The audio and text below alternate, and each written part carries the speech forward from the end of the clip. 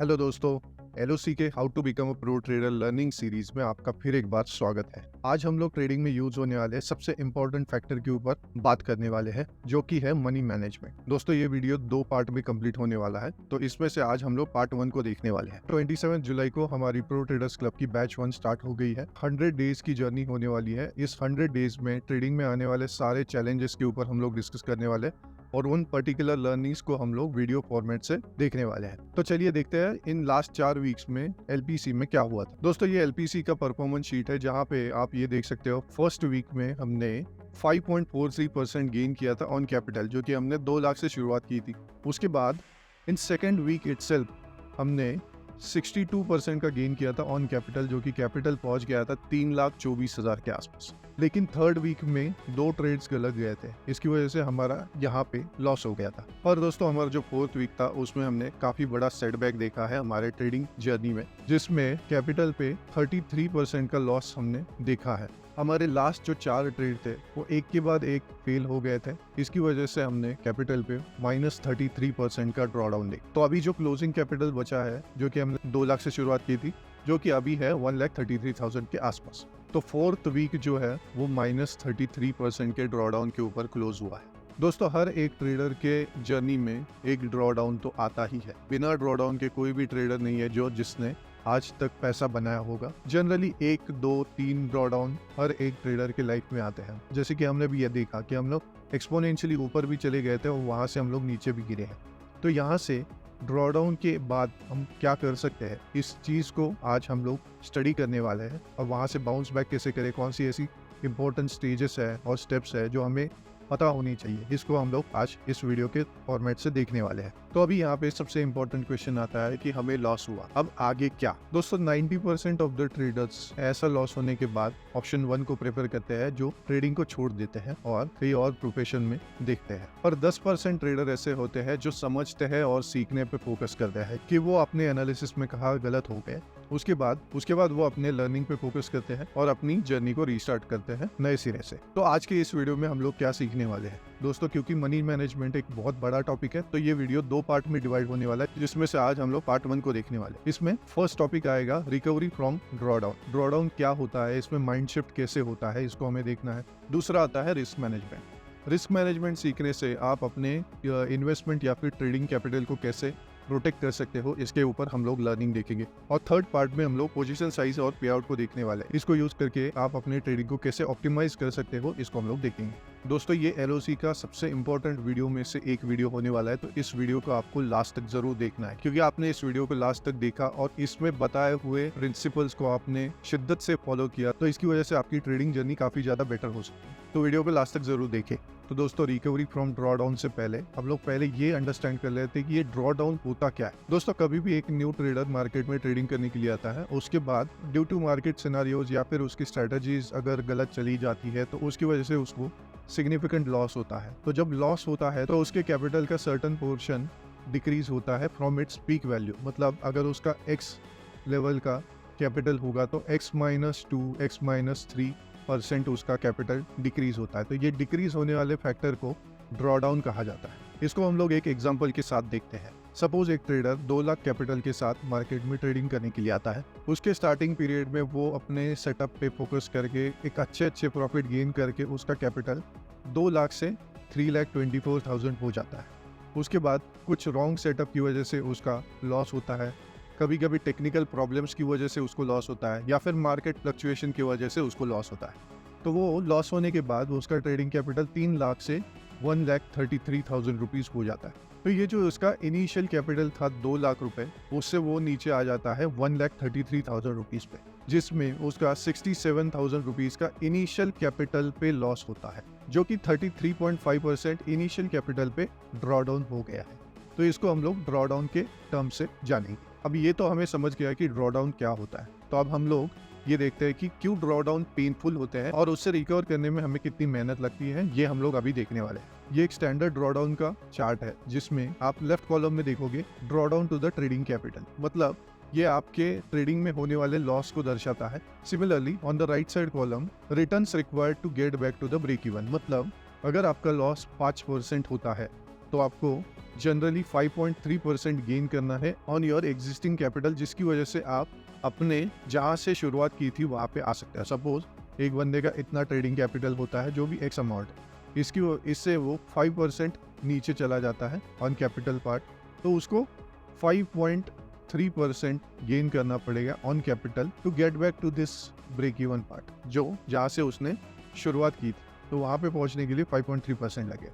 तो आप यहाँ पे देखोगे अगर 10% लॉस होता है तो आपको कवर करने के लिए 11% लगेगा, 15% लॉस होता है तो आपको 17% गेन करना पड़ेगा, 20% का 25%, 25% का 33%, 30% का लॉस गेन करने के लिए 42% गेन करना पड़ेगा, 50% का लॉस अगर होता है तो आपको 100% गेन करना पड़ेगा।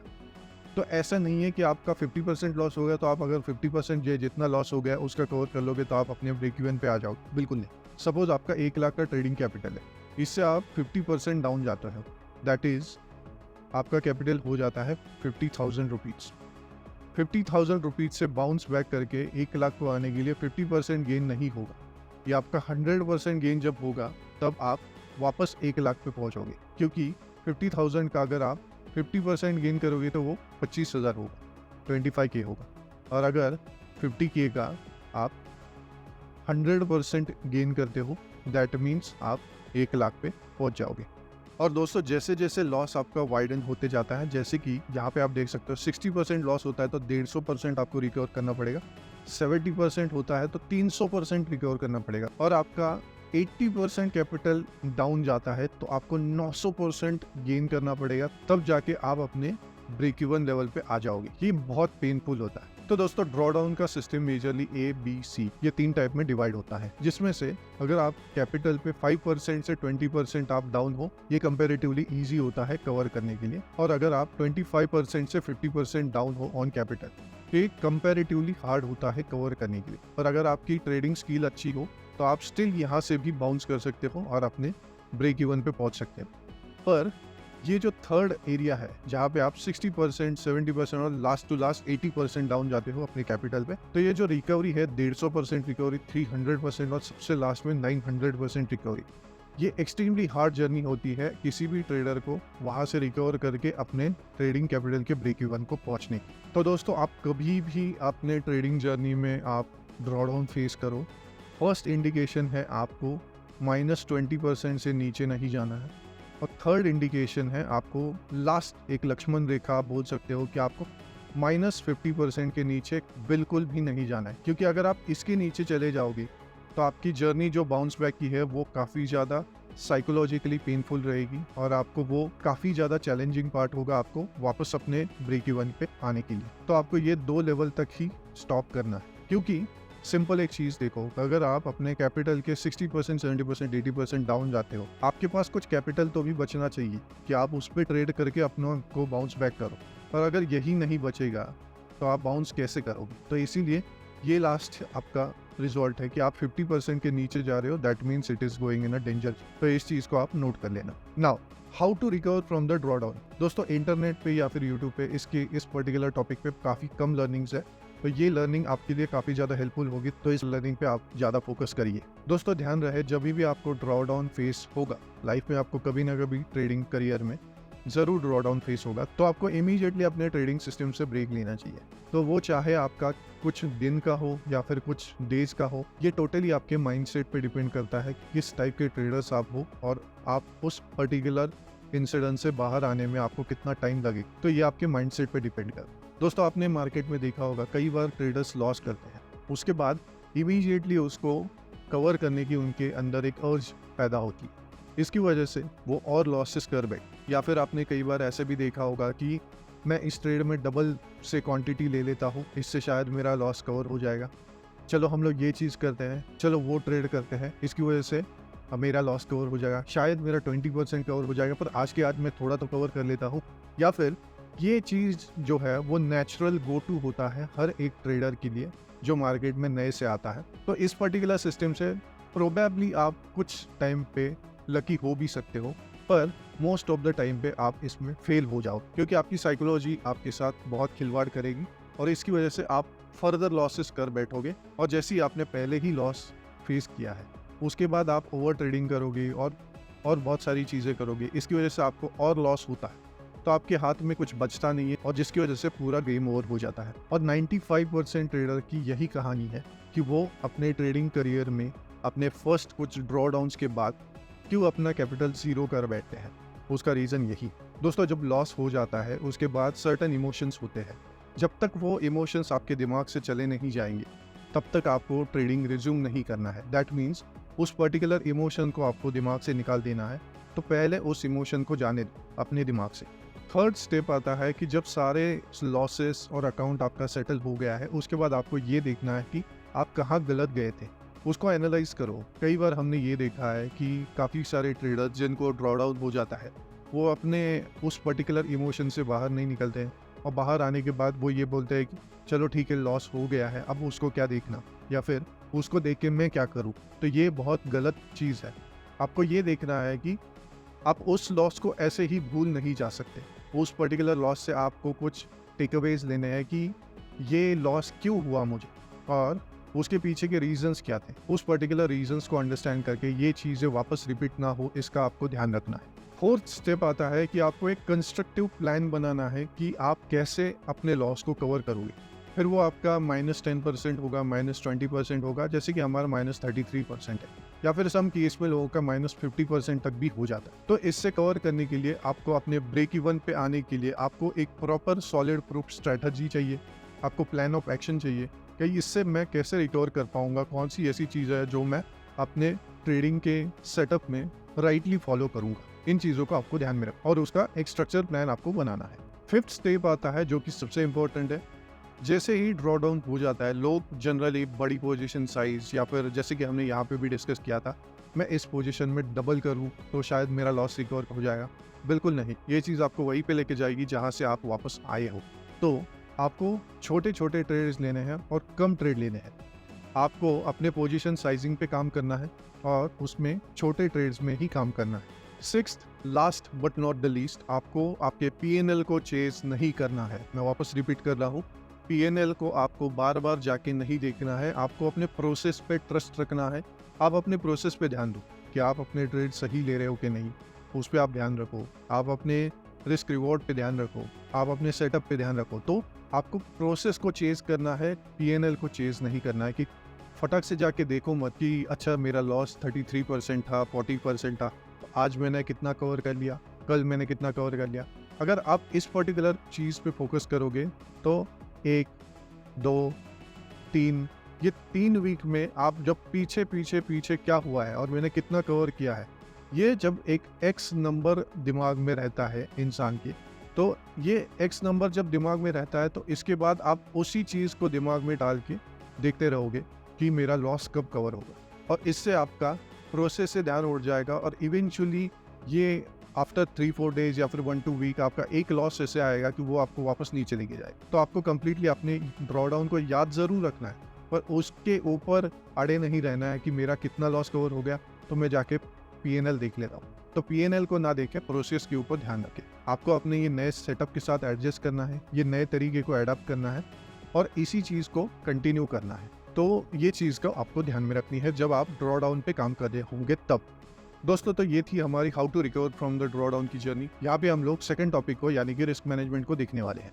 रिस्क मैनेजमेंट में 2 इंपॉर्टेंट पिलर्स आते हैं। फर्स्ट आता है स्टॉप लॉस और सेकंड आता है आपका रिस्क टू रिवॉर्ड रेशियो। दोस्तों, चैप्टर 1 ऑफ LPC लर्निंग में हमने काफी डिटेल में स्टॉप लॉस के ऊपर बात की है, जिसमें आपको ये भी समझाया गया है कि टाइप ऑफ स्टॉप लॉस कितने होते हैं, स्टॉप लॉस ऑर्डर को कैसे लगाना है, और एब्सोल्यूट फिगर के साथ एक एग्जांपल भी दिया गया है कि स्टॉप लॉस ऑर्डर कैसे काम करता है। तो अगर आपने फर्स्ट वीडियो देखा नहीं है तो आप इस लिंक पे क्लिक करके आप फर्स्ट वीडियो को पहले कंप्लीट कर लो और फिर इस वीडियो को कंप्लीट कर लेना। अब हम लोग रिस्क रिवॉर्ड को डिस्कस कर लेते हैं। रिस्क रिवॉर्ड एक ऐसा कॉन्सेप्ट है जिसमें एक ट्रेडर एनालाइज करता है कि अपने इस पर्टिकुलर रिस्क के बदले में मैं कितना गेन कर पाऊँ। तो इस पर्टिकुलर सिस्टम को वो अपने लॉस के रिलेशन में अपना कितना प्रॉफिट होगा इसको डिफाइन पहले ही कर लेता है। इस पर्टिकुलर सेटअप को रिस्क रिवॉर्ड सेटअप बोलते हैं। रिस्क रिवॉर्ड सेटअप में बेसिकली रेशियोज का कंपैरिजन होता है, जैसे कि 1:1 रिस्क रिवॉर्ड रेशियो, 1:2, 1:3, 1:5। दोस्तों, हमने हमारे एक्सपीरियंस में 1:50 रिस्क रिवॉर्ड रेशियो का भी ट्रेड देखा है। इनको करने के लिए आपको ट्रेडिंग में काफ़ी बड़ा एक्सपीरियंस होना ज़रूरी है और जैसे जैसे आपका एक्सपीरियंस बढ़ते जाएगा आप 1:2, 1:3, एटलीस्ट 1:5 तक भी पहुंच सकते हो। रिस्क रिवॉर्ड रेशो एक डिसीजन मेकिंग टूल होता है जिसमें एक ट्रेडर एनालिसिस करता है कि ये एक पर्टिकुलर ट्रेड है जो मुझे लेने लायक है या नहीं। सपोज आप एक ट्रेडिंग सेटअप में टॉप पे आके शॉर्ट कर रहे हो, तो यहाँ पे इस पर्टिकुलर ट्रेडर को ये पता नहीं है कि मार्केट यहाँ से ऊपर जाएगा या यहाँ से नीचे चला जाएगा, पर दूसरा ट्रेडर आता है और यहाँ पे शॉर्ट करता है लोअर हाई पे, तो इसका जो रिस्क होता है इस पर्टिकुलर हाई के ऊपर उसका स्टॉप लॉस होता है और ये पर्टिकुलरली उसका स्विंग लो जो होता है वो उसका टारगेट रहता है। तो उसके पास इस पर्टिकुलर टूल के हिसाब से उसके पास एक रिस्क डिफाइंड होता है कि मैं 1:2 रिस्क रिवॉर्ड रेशियो पे अपना ट्रेड ले रहा हूँ। और with all the setup that he is having, उसके पास अपना सेटअप होता है, अपनी अपनी स्टडीज होती है, तो ये एक टूल आपको रिस्क डिफाइन करने में हेल्प करता है। जैसे कि हमने अभी देखा कि ये एक टूल आपको रिस्क डिफाइन करने में हेल्प करता है, तो यहाँ पे आप एक प्रॉफिट लेवल और अपना स्टॉप लॉस लेवल एंट्री के बाद डिफाइन कर सकते हो और इस टूल को इस वे में देख सकते हो। दोस्तों अभी हम लोग रिस्क रिवॉर्ड रेशियो को और डिटेल में और रिफाइंड वे में देखते हैं, जहाँ पे लेफ्ट साइड पे नंबर ऑफ ट्रेड्स है 1 से लेके 12 तक। तो ये टोटल 12 ट्रेड्स है, जिसमें फर्स्ट कॉलम में आप ये देख रहे हो ये risk to reward 1:1 risk to reward ratio का ट्रेड है, और यहाँ पे ए, बी और सी ये 3 अलग अलग ट्रेडर है जिनकी जर्नी हम लोग देखने वाले। तो यहाँ पे आप देखोगे 1 से 12 ट्रेड्स है यहाँ पे, तो ये सक्सेसफुल ट्रेड को हम लोग टिक से मार्क करेंगे और ट्रेड अगर लॉस में जाता है तो हम लोग एक्स से मार्क करेंगे। तो ये तीनों ट्रेडर के 6 ट्रेड विनिंग ट्रेड है और 6 ट्रेड लूजिंग ट्रेड है, आप इन तीनों में देख सकते हो। अब हम लोग इसको और डिटेल में एग्जांपल के साथ समझते हैं। तो सपोज सिनारियो 1 है जिसमें ये 8 ट्रेडर 1:1 रिस्क रिवॉर्ड के साथ काम कर रहा है। तो इस 8 ट्रेडर ने ABC नामक स्टॉक लिया है 100 रुपीज, उसने अपना टारगेट रखा है 110 और स्टॉप लॉस रखा है 90। दैट मीन्स प्रॉफिट साइड पे 10 पॉइंट्स रखे हैं और लॉस साइड पे भी 10 पॉइंट्स का स्टॉप लॉस रखा है, और वो ऐसे 12 ट्रेड्स लेते, जिसमें से 6 विनिंग ट्रेड्स होते हैं और 6 लूजिंग ट्रेड होते हैं। तो यहाँ पे उसका 60 पॉइंट्स का प्रॉफिट भी होता है और 60 पॉइंट का लॉस भी होता है। तो फाइनल आउटकम जो हम लोग देख रहे हैं 60 - 60, तो वो उसने ब्रेक इवन पे क्लोज किया है at the end of the day. Similarly आप बी ट्रेडर को देखोगे जिसमें सिनारियो 2 में उसने रिस्क रिवॉर्ड 1:2 पे काम किया है। सेम ABC स्टॉक वो लेता है 100 रुपीज पे और उसका टारगेट रहता है 120 रुपीज का, स्टॉप लॉस रहता है 10 रुपीज का, मतलब यहाँ पे 10 रुपीज का स्टॉप लॉस है और 20 रुपीज का टारगेट है। ऐसे वो दिन में 12 ट्रेड लेता है जिसमें से 6 विनिंग ट्रेड है, 6 लूजिंग ट्रेड है, और उसका प्रॉफिट होता है 120 पॉइंट्स का, जबकि लॉस होता है 60 पॉइंट। तो अगर आप 120 - 60 भी करते हो तो आपको 60 पॉइंट का प्रॉफिट दिखता है, जो कि ये बी ट्रेडर ने बनाया है। अब हम लोग हमारे सी ट्रेडर के ऊपर जाता है जिसमें सिनारियो 3 में वो 1:3 रिस्क रिवॉर्ड ट्रेड पे काम कर रहा है। बहुत पेशेंट ट्रेड है, अपने ट्रेड आता है तभी लेता है। उसने भी 100 रुपीज के आसपास बाइंग की है, तो उसका जो टारगेट है वो 30 रुपीज का है और स्टॉप लॉस 10 रुपीज का है। वो भी इनके जैसे 12 ट्रेड्स करता है जिसमें से 6 विनिंग ट्रेड है, 6 लूजिंग ट्रेड है। यहाँ आप देखोगे उसका 180 पॉइंट का प्रॉफिट होता है और लॉस जो होता है 160 पॉइंट का है। तो इसमें आप जब 180 - 60 करते हो तो आपको 120 पॉइंट का प्रॉफिट दिखता है, जो कि ये सी ट्रेडर ने बनाया है। तो दोस्तों हम लोग इसको एक कंक्लूजन के साथ देखते हैं। अपने प्रीवियस एग्जांपल से हमें ये तो समझ में आ गया कि आपको स्टॉप लॉस जरूर रखना है अपने ट्रेडिंग सिस्टम में, फिर चाहे वो आप अपना स्टॉप लॉस माइंड में रखो या फिर आप सिस्टम में रखो, पर आपको उसको स्ट्रिक्टली फॉलो करना है एट एनी कॉस्ट। आपको एक सक्सेसफुल ट्रेडर बनने के लिए मिनिमम 1:2 रिस्क रिवॉर्ड रेशियो पे आपके ट्रेड के साथ काम करना है, अगर आपको मार्केट में प्रॉफिटेबल रहना है तो।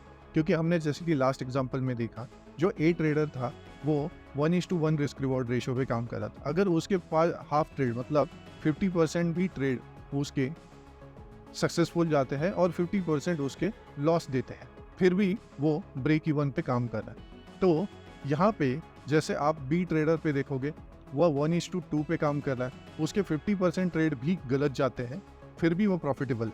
और सी ट्रेडर के साथ आपने ये देखा 1:3 रिस्क रिवॉर्ड पे 50% ट्रेड अगर उसके गलत जाते हैं फिर भी वो प्रॉफिटेबल रहता है। तो ये पर्टिकुलरली 3 ट्रेडिंग सिस्टम्स में हम यहाँ पे 50% एक्यूरेसी की बात करते हैं। We are not even discussing about 60%, 70%, 80% accuracy के साथ आप काम करो। अगर आप 50% ट्रेडिंग एक्यूरेसी के साथ भी काम कर रहे हो तो भी आपका 1:2 रिस्क रिवॉर्ड रेशो आपको फेवर में रहेगा और आप हमेशा प्रॉफिटेबल ही रहोगे। मार्केट में आपको अपने सेटअप के हिसाब से वेट करना चाहिए, कभी भी ट्रेड के लिए रश नहीं करना चाहिए। जैसे कि दोस्तों आपने मार्केट में देखा होगा, जब भी कोई पैटर्न ब्रेक कर रहा है तो यहाँ पे ट्रेडर्स एंट्री करने की कोशिश करते हैं और ब्रेकआउट ट्रेडिंग कर लेते हैं काफ़ी सारे लोग, और जब भी स्टॉक ऊपर चला जाता है तो इतने ट्रेडर्स ने यहाँ पे एंट्री ले ली है। पर कुछ ट्रेडर्स रहते हैं जो कि लेट कमर्स आते हैं, जो इनको ये लेवल पे आने के बाद पता चलता है कि ये वो थोड़े से लेट होते हैं मार्केट में आने के लिए, तब इनको पता चलता है कि अरे ये स्टॉक ने डायनामिक ट्रेंड लाइन का ब्रेकआउट दे दिया है, अभी स्टॉक यहाँ पे चल रहा है, तो ब्रेकआउट तो हो ही गया है तो मैं बाय कर लेता हूँ। ऐसे करके वो लेट एंट्री कर लेते हैं और इसकी वजह से जब भी स्टॉक ऊपर जाता है और दिन के एंड में आप क्या देखोगे, ये जो इतना ऊपर गया है दिन के एंड पे वो क्लोज करके नीचे क्लोज कर लेता है ऐसे, और जैसे ही उनका यहाँ पे हाई लेवल पे एंट्री हो जाता है और दूसरे दिन से स्टॉक नीचे चला जाता है क्योंकि वो यहाँ पे पुल बैक लेने के लिए आता है, पुल बैक लेके मार्केट से वापस एक बाउंस आता है। पर ये क्योंकि आप यहाँ पे लेट मोमेंट पे आए हो मार्केट में और आपने यहाँ पे ट्रेड को कैच नहीं किया है, तो इसकी वजह से स्टॉक जो इतना नीचे जाता है, आपका एंट्री यहाँ पे है, आपका स्टॉप लॉस जो रहता है वो थोड़ा सा नीचे रहता है, तो आपका स्टॉप लॉस हमेशा कट जाता है और प्राइस यहाँ आके आपके स्टॉप लॉस के नीचे आके सपोर्ट लेके वापस ऊपर चला जाता है। फिर आप बोलते हो कि मार्केट ऊपर चला गया, तो आपको वेट करना है कि कब आपका ट्रेड आपके प्रेफर्ड एरिया पे आता है बाइंग की, तो जैसे ही आया वहाँ पे आप एंट्री ले सकते हो। दोस्तों आपके इनिशियल पार्ट में आपको मल्टीपल ट्रेड्स को अवॉइड करना है और कम ट्रेड्स पर एक्यूरेट ट्रेड्स के ऊपर फोकस करना है, क्योंकि ट्रेडिंग जर्नी में आपके क्वालिटी ऑफ ट्रेड मैटर करते हैं, ना कि क्वांटिटी ऑफ ट्रेड्स। ये हमेशा याद रखें। दोस्तों जो एक्सपीरियंस ट्रेडर होते हैं वो स्कैल्पिंग ट्रेडिंग का भी यूज़ करते हैं। अभी scalping trading short term period में जैसे कि 1 से 5 मिनट के कैंडलस्टिक चार्ट पे ट्रेडिंग की जाती है और वो ज़्यादा ट्रेड्स के साथ की जाती है, तो इसमें आपको एक डिसिप्लिन अप्रोच रखना ज़रूरी होता है और एक एक्सपीरियंस आने के बाद आप स्कैल्पिंग ट्रेडिंग को जा सकते हो। अगर आप नए हो तो आपको कम ट्रेड लेने हैं और क्वालिटी ट्रेड लेने हैं और इस पे ही फोकस करना है। तो दोस्तों ये था अपना रिस्क मैनेजमेंट। अभी हम लोग अपने नेक्स्ट टॉपिक के ऊपर फोकस करते हैं। दोस्तों अभी हम लोग हमारे थर्ड टॉपिक के ऊपर बात करते हैं, जो कि है पोजीशन साइजिंग।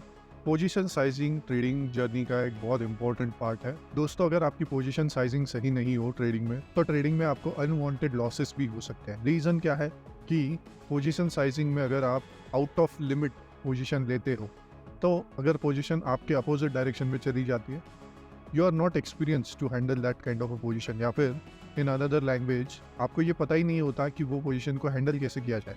सपोज आप एक नॉर्मल ट्रेडर हो जो 3-4 लॉट से काम करते हो और एक मोमेंट आता है जब आप अचानक से 10 लॉट के साथ काम करना चालू कर दो। अब ये 10 लॉट वर्क कैसे करता है ये आपको बिल्कुल भी पता नहीं है। आउट ऑफ नोवेयर आपने किसी ने बताया इसलिए आप 10 लॉट ले लिए आपने। पोजीशन जब आपके अपोजिट डायरेक्शन में चली जाती है तो आप पैनिक करने लगते हो, फिर आपको समझ नहीं आता है कि इस पोजीशन को एग्जिट करूँ या होल्ड करूँ, क्योंकि ये सारी चीज़ें आपने कभी एक्सपीरियंस नहीं की होती है। तो इसीलिए पोजीशन साइजिंग को जानना और उसको समझना बहुत इंपॉर्टेंट फैक्टर माना जाता है। ठीक है दोस्तों, पोजीशन साइजिंग में मेजरली 2 टाइप ऑफ पोजीशन साइजिंग्स आती है, जिसमें से फर्स्ट है कैपिटल बेस्ड पोजीशन साइजिंग और रिस्क बेस्ड पोजीशन साइजिंग। इसमें थर्ड वाली पोजीशन साइजिंग आती है जो हमने अपने एक्सपीरियंस के हिसाब से डेवलप की है, जो हम लोग इसके बाद देखने वाले हैं। तो फर्स्ट जो कैपिटल बेस्ड पोजीशन साइजिंग है, इसको कंजर्वेटिव मेथड माना जाता है position sizing. Capital based position sizing में आप अपने कैपिटल का कुछ पोर्शन अलोकेट करते हो ईच ट्रेड में, मतलब एक ट्रेड में आप अपने पूरे कैपिटल का कुछ एक पोर्शन होता है उसको अलॉट करते हो, उसको कैपिटल बेस्ड पोजीशन साइजिंग कहा जाता है। दोस्तों हमने हमारे एक्सपीरियंस के हिसाब से कुछ पॉइंट्स बनाए हैं, इसको हम लोग अभी देखेंगे। तो फर्स्ट पॉइंट आता है आपके कैपिटल के, तो फर्स्ट पॉइंट आता है आपको अपने एंटायर कैपिटल का सिंगल ट्रेड में 10% से ज़्यादा डिप्लॉय नहीं करना है। दैट मीन्स आपके पूरे कैपिटल का 10% पार्ट ही आपको एक सिंगल ट्रेड में डिप्लॉय करना है। तो सपोज आपका ट्रेडिंग कैपिटल है 1 लाख रुपीज़, तो आप 10 के ही डिप्लॉय करोगे एक सिंगल ट्रेड, इससे ज़्यादा आपको नहीं करना चाहिए। इसके बाद बहुत इंपॉर्टेंट चीज़ यहाँ पे नोट करनी है कि एक पर्टिकुलर टाइम पीरियड पे आप 1, 2 या मैक्सिमम 3 ट्रेड पे ही काम करोगे।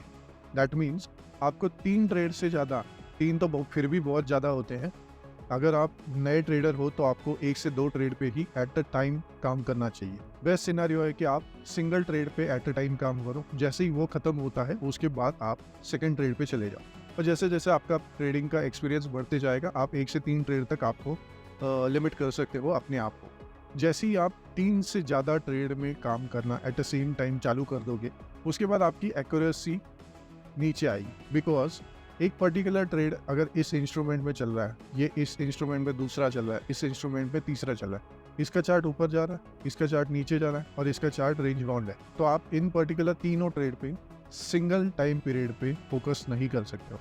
अगर इसमें आपको ट्रेलिंग करना है, इसमें आपको पोजीशन कट करना है और इसको आपको, अगर आपने कोई स्ट्रैडल या फिर स्ट्रैंगल बनाया है ऑप्शन सेलिंग में, तो आपको ये भी देखना है कि एट द सेम टाइम ये ऊपर भी जा रहा है, ये नीचे भी जा रहा है और ये रेंज बाउंड है। इसमें से कोई भी 2 इंस्ट्रूमेंट अगर आपके कैलकुलेशन के अपोजिट डायरेक्शन में जाने लगते हैं तो आप इस पर्टिकुलर सिनेरियो में पैनिक में आ जाओगे और इससे रिजल्ट यही होगा कि आप ये तीनों पोजीशन को एकदम से काट लोगे और इवेंचुअली आप लॉस में चले जाओगे। इस चीज़ को अवॉइड करने के लिए आपको सिंगल ट्रेड पे एक टाइम पे फोकस करना है। अगर आप इस पर्टिकुलर पॉइंट पे फोकस करोगे तो आपकी ट्रेडिंग जर्नी में ज़्यादा इंप्रूवमेंट हो जाएगी। इसके बाद नेक्स्ट रूल आता है कि never deploy 100% of your capital else it will open the door of drawdown.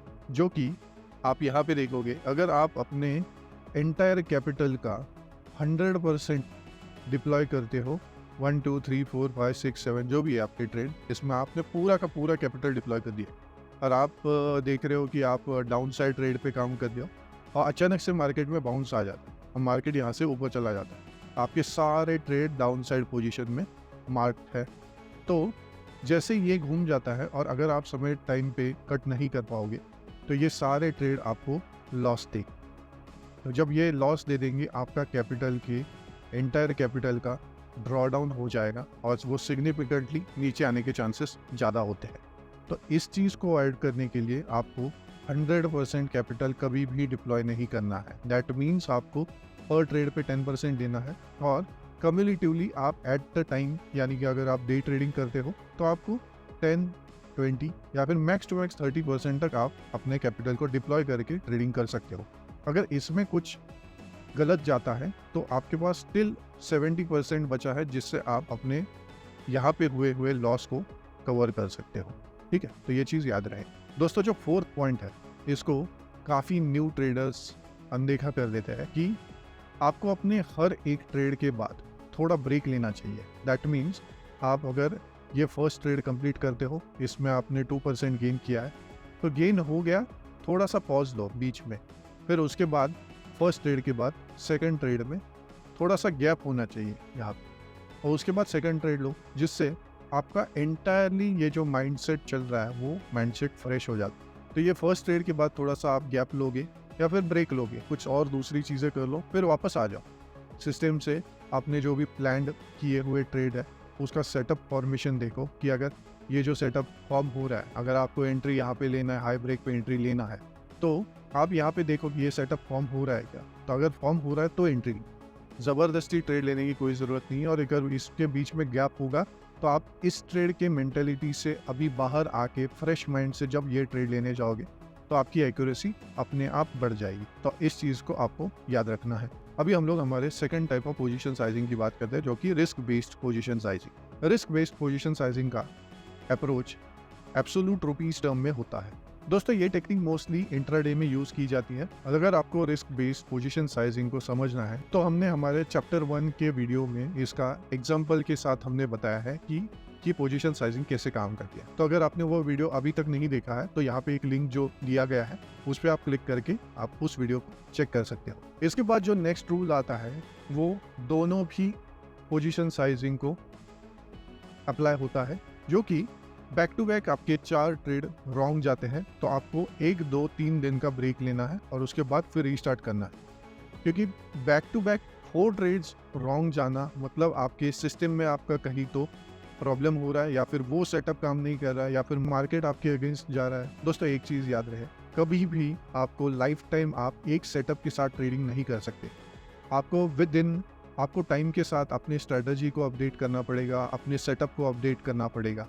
ये सारी चीज़ें आपको through out the time period करनी पड़ेंगी, क्योंकि एक चीज़ हमेशा नहीं चलेगी। तो दोस्तों, ये दोनों टेक्निक्स को समझने के बाद जो भी मेथड आपको बेटर सूट होता है, आप उसके साथ प्रोसीड कर सकते हो। जैसे कि हमने अभी देखा, majorly there are 2 types of position sizing techniques, पर हमने हमारे एक्सपीरियंस के साथ एलओसी में ये third technique of position sizing develop किया है। इसको हम लोग अभी डिटेल में देखेंगे।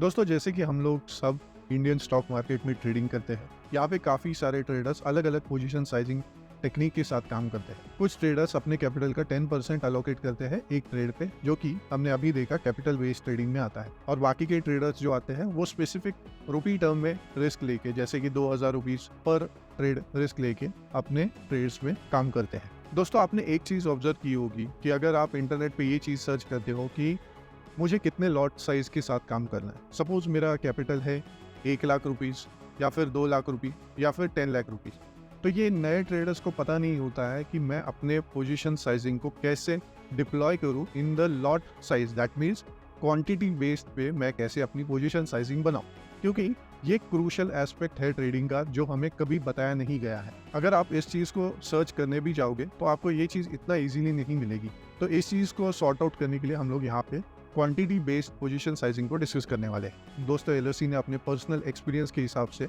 ये third type of quantity based distinct position sizing method develop की है।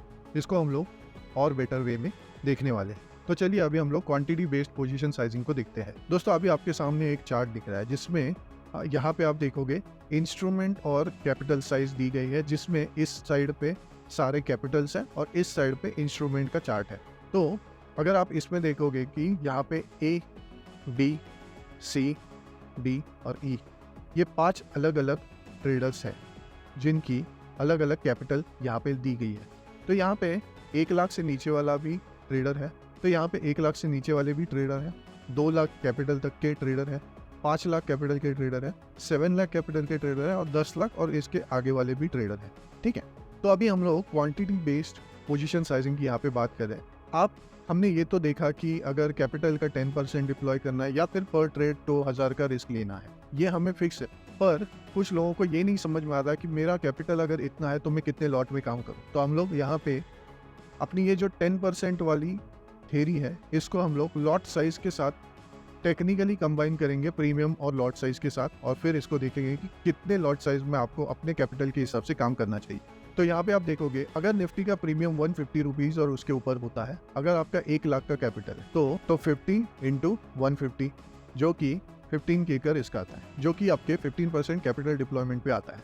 तो ये स्टिल वैलिड है और यहाँ पे आप ये ट्रेड ले सकते हो। तो वैसे ही हमने ये पूरा टेबल डिजाइन किया है considering all the risk factors और उसके पोजीशन साइजिंग को देख के। तो 2 लाख वाले ट्रेडर्स ने 3 लॉट कैपिटल के साथ काम करना चाहिए। सिमिलरली 5 लाख कैपिटल के ट्रेडर ने 4+2 लॉट पिरामिडिंग टेक्निक के साथ काम करना चाहिए। अब ये पिरामिडिंग टेक्निक क्या है, इसको आने वाले वीडियोस में हम लोग देखने वाले हैं कि कैसे आपको पिरामिडिंग लेवल पे आपको स्ट्रेटेजिकली अपनी लॉट साइज को इंक्रीज करना है। ये हम लोग आने वाले वीडियोस में देखने वाले हैं। तो अभी के लिए आप ये समझ लो कि अगर इनिशियल टर्म पे आप 4 लॉट के साथ काम कर सकते हो अगर आपका 5 लाख का कैपिटल है। अगर आपका 10 लाख का कैपिटल है तो आप 8 लॉट के साथ आप काम कर सकते हो स्टार्टिंग बेसिस पे। दोस्तों, यहाँ पे जो भी ये लॉट साइज का रिकमेंडेशन दिया है, ये only and only learning point of view पे है। आप इसको डायरेक्टली इंप्लीमेंट मत करना, क्योंकि ये रिस्की भी हो सकता है। अगर आपकी ट्रेडिंग में एफिशिएंसी ना हो या फिर आपको ट्रेडिंग का इन डेप्थ नॉलेज ना हो तो ये आपको लॉस भी दे सकता है। तो आपको पहले अपने ट्रेडिंग स्किल्स को पॉलिश करना है। एक बार आप बेटर ट्रेडर बन जाओगे, उसके बाद फिर आप इस पोजीशन साइजिंग के साथ काम कर सकते हो। ये उन लोगों के लिए है जिनको ऑलरेडी ट्रेडिंग आती है and they are on the way to upgrade their skills. ठीक है, तो ऐसे ही हमने निफ्टी का 150 प्रीमियम के साथ 250 प्रीमियम के साथ एग्जांपल दिया है। बैंक निफ्टी का 250 प्रीमियम ATM या फिर इन द मनी ITM, इसके साथ हमने ये एग्जांपल दिया है। बैंक निफ्टी का 500+ प्रीमियम के साथ ये एग्जांपल है। अभी स्टॉक ऑप्शन के 3 एग्जांपल दिए हैं जहाँ पे 200 रुपये प्रीमियम है और 100 रुपीज़ लॉट साइज है।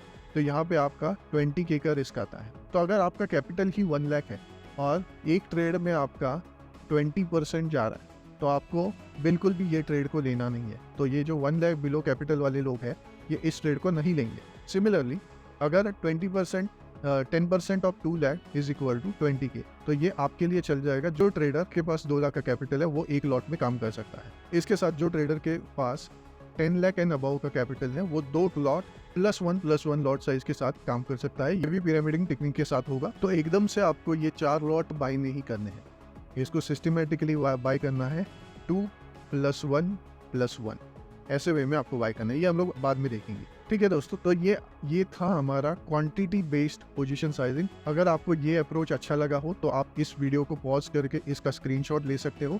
ये अभी के लिए एफएनओ सेगमेंट के रेफरेंस पॉइंट से बनाया गया है। अगेन ये हमारा पर्सनल ओपिनियन है जो हमने अपने एक्सपीरियंस पॉइंट ऑफ व्यू से डेवलप किया है। ये कोई भी बाइंग रिकमेंडेशन नहीं है या फिर एडवाइजरी नहीं है, इसका आप ध्यान रहे, इसको आपको ध्यान में रखना है। ठीक है दोस्तों, अभी हम लोग हमारे लास्ट पॉइंट पे आते हैं जो कि है पे आउट्स। एक सक्सेसफुल ट्रेडर के लिए कंसिस्टेंट पे आउट बनाना बहुत इंपॉर्टेंट माना जाता है। इसको हमने हमारे chapter 1 of LPC learning video में बहुत अच्छे से एक्सप्लेन किया है कि हमें क्यों रेगुलर पे आउट्स बनाने हैं और पे आउट हमें कैसे हेल्प करते हैं। आप चैप्टर 1 वीडियो को डिटेल में देख सकते हो, क्योंकि हमने लास्ट वीडियो में ये एक्सप्लेन किया था अगर एक ट्रेडर को अपने कैपिटल का ड्रॉ डाउन हो जाता है पर उसने through out the period journey में पहले अपने कैपिटल को ग्रो किया है एट अ सब्सटेंशियल लेवल, तो उसने अगर ये चीज़ को रेगुलरली पे आउट किया है और उसके बाद उसके इस मेन कैपिटल का इतना कैपिटल बच जाता है, पर इसने ये जो जर्नी थी उसका ऊपर का कैपिटल पहले ही पे आउट किया है, तो जब उसका ये कैपिटल सम पोर्शन से नीचे चला जाता है तो वो अपने पे आउट का कुछ पोर्शन वापस अपने ट्रेडिंग कैपिटल में डाल के अपने कैपिटल को वापस ब्रेक इवन पे ला सकता है। तो इस वजह से पे आउट आपको हेल्प करते हैं, जो कि हमने हमारे लास्ट वीडियो में बताया था। अब हम लोग ये देखते हैं कि हमें पे आउट्स क्यों बनाने हैं। पे आउट्स जनरली फाइनेंशियल स्टेबिलिटी देते हैं। जैसे कि आप रेगुलर पे आउट बनाते जाते हो तो उससे आपको एक स्टेडी इनकम सोर्स क्रिएट होता है जो आपके फाइनेंशियल स्टेबिलिटी को कंट्रीब्यूट करता है। कंसिस्टेंट पे आउट आपको रिस्क मैनेजमेंट करने में हेल्प करता है। जो ट्रेडर्स रेगुलरली पे आउट बनाते हैं वो रिस्क मैनेजमेंट की स्ट्रेटेजीज को फॉलो करते हैं और अपने कैपिटल प्रिजर्व करने के ऊपर ज़्यादा फोकस करते हैं। दोस्तों, जो भी ट्रेडर्स कंसिस्टेंटली पे आउट बनाते हैं उनको most of the time emotional pressure नहीं रहता है, जो मेजरली ट्रेडर्स का एक ड्रॉबैक रहता है जो फियर और ग्रीड से ड्राइव करता है। तो इस एंगल से काफ़ी सारे ट्रेडर्स मार्केट में फियर और ग्रीड के पीछे अपने आप को प्रेशराइज करते हैं। पर अगर आप अपने ट्रेडिंग में कंसिस्टेंट पे आउट बना रहे हो तो आप अपने सिस्टम पे ज़्यादा फोकस करते हो, ना कि अपने पीएनएल। तो कंसिस्टेंट पे आउट आपको इस वे में हेल्प कर सकते हैं। तो दोस्तों, ये था हमारा पार्ट 1 ऑफ मनी मैनेजमेंट। इसके बाद हम लोग पार्ट 2 को भी देखने वाला है जिसमें रिस्क डाइवर्सिफिकेशन और ट्रेडिंग साइकोलॉजी भी आने वाली है। ये एक बहुत इंपॉर्टेंट पार्ट है, बट सिंस वीडियो काफ़ी लंबा हो जाता तो इसी वजह से हमने इसको 2 पार्ट में डिवाइड किया। हमें ज़रूर बताइए वीडियो आपको कैसा लगा, और आपके कुछ पर्सनल सवाल होंगे तो आप कमेंट सेक्शन में ज़रूर डालिए। हम हमारे नेक्स्ट वीडियो में उसको एड्रेस करने की कोशिश करेंगे। अगर आप एलपीसी क्लब को ज्वाइन करना चाहते हो तो यहाँ दिए हुए नंबर पे आप हमें व्हाट्सएप कर सकते हो। Thank you so much for watching this video till and. मिलते हैं एलओसी के नेक्स्ट लर्निंग वीडियो में।